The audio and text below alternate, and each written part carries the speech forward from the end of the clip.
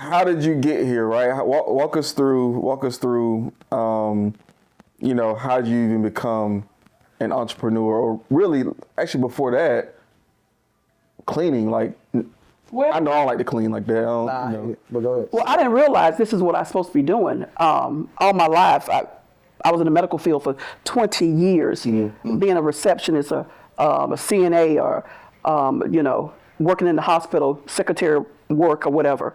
And I thought that was my calling. I really did. But along the way, I was doing other things. I was doing insurance or just whatever came up. I wanted to try it. I wanted to see if I could do it because I know that I'm a people person, first of all, and I like talking to people. So I did a lot of things before I got to where I am now. But all that I went through brought me to where I am right now, which made it better for me. I did Mary Kay. I drove a car through Mary Kay.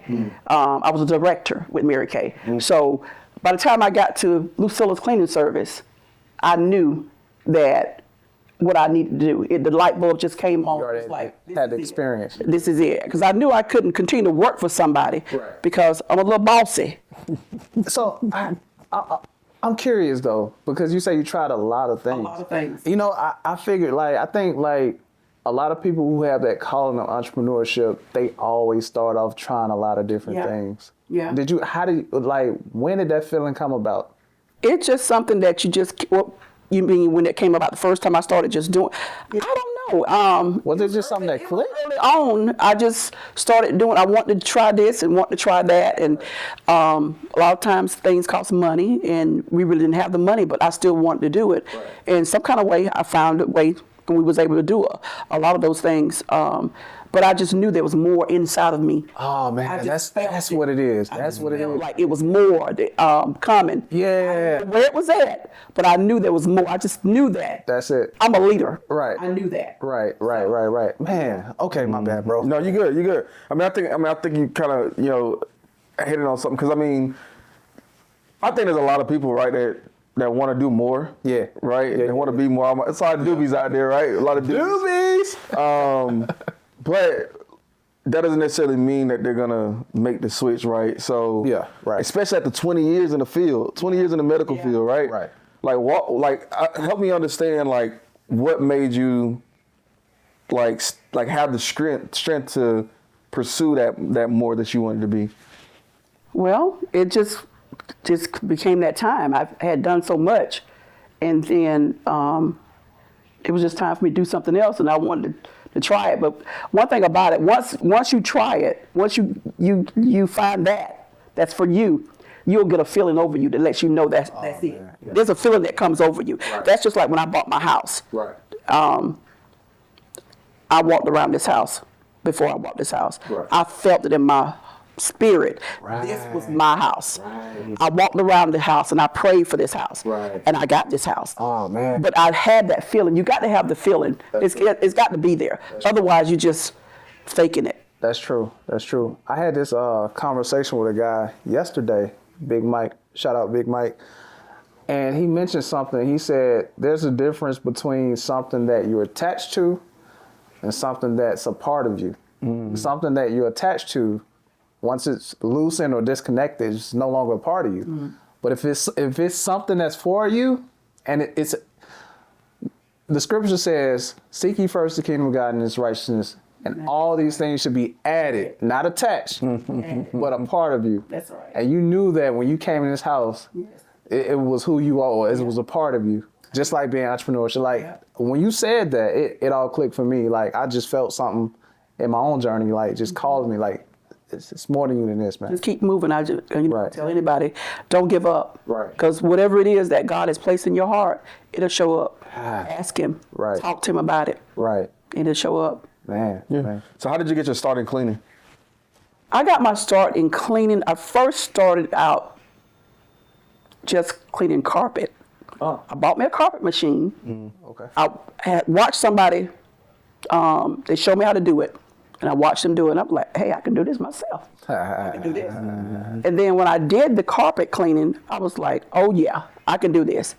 And so the carpet cleaning came from doing carpet cleaning, I started cleaning houses. and I got the feel of cleaning the house. I said, oh yeah, this is it right here. You felt it. I didn't want to clean carpet no more. I just wanted to clean houses at that time, but I was still cleaning carpet. Right. And as I did that, I kept on building and building and building until I am where I am right now today. Man. Yeah. Man. Starting small. Small. See, and that's the thing, entrepreneurship. Like, okay, so this is what I struggle with. Like we talked about, you start off with a lot of different things, and I think there's a lot of entrepreneurs out there who are just trying stuff because they feel that calling of entrepreneurship. So people outside, it looks like they're just all over the place, so doing a lot of things. Yeah, I've been But you told know that one thing always leads to the next thing, right? Right. Yeah. So I just want to bring it up. Yeah, I've been told that too, though. Yeah. You always into this, you always into that. Right. I sold telephone, telemarketing services and stuff like that, phone services. I did a lot of stuff before I got to where I am right now. Right. But I had to go through all those experiences to get where I am today. I had to, and I'm glad I did. Right. Because where I'm at right now, I love it. Man. I wouldn't take nothing for it. I love it. Right. This is it. Man. Y'all hit 6 figures, man. That's, Go ahead. And I care about the people. Right. As well. Just not working to make the money. I care about the people. Right. Which people though? My customers, Right. clients, the people that I work for, even the elderly, they're on a fixed income. Right. I even have a little thing for them where they don't have to pay as much for the service that I give them. Makes sense. Because they're older, Right. because they're on a fixed income, and because I understand I have a heart for the people. Right. So Right. I also do that as well. Got an AARP discount, huh? That's what they get. It works. No, that's big. I mean, and I think like a lot of people sometimes, man, don't understand when you get into business, right? Like you don't have to charge everybody out the wazoo, right? Like, Bars. be strategic in how you pricing. Right. You really do need to be that. You're right. Yeah, I like it. And I've learned to do that. To kind of get into the just the decluttering piece, right? I got a lyric of the day today. Lyrics. Lyric of Got the day. the bars. You got the bars. This lyric comes from Andy Mineo, and he says, "I'm just cleaning out my closet, throwing away everything that's toxic." And before I go into my explanation of it, what I think about it, right? I wanted to hear from somebody that does clean for a living, so I want to kind of hear your literal version of why it's important to clean out your closets, but also more figuratively on why you want to get toxic things out your life. Well, cleaning out your closet is very important. There's a lot of things in there that you don't use anymore, that you never will wear again, even just on a spin of your life. You may have people in your life that you dealt with in the past.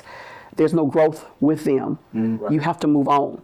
So in other words, you need to go back inside that closet and clear things out so you can have some growth, some room for your growth. Man. You will never grow if you continue to keep going backwards. Shout at him, boy. You got to always open it up for something new to come in. Yeah. If you harboring and holding on to the old, nothing new will never come. Oh man, it will never come. So get rid of some of that clutter that's there. Clear your mind. Just clear your mind. Man. Yeah, bring me a story. So story time again. When I don't know if we talked about this or not, but when I first started in network marketing, and I don't know if you remember this or not, but like I was always locked in at one point. Like I always had something in my ear.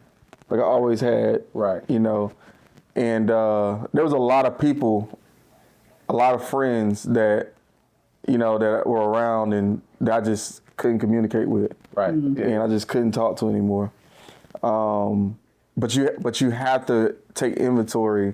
Like for me, that lyric is like you have to take inventory of who's in your space. That's true. Not only the thing, because you got to think about it. A closet isn't typically somewhere that's like in the open. It's typically somewhere that's ducked off, right? Yeah. So you got to really go internally to really figure out the things that are that are part of your life that other people can't see. That's crazy. That's crazy.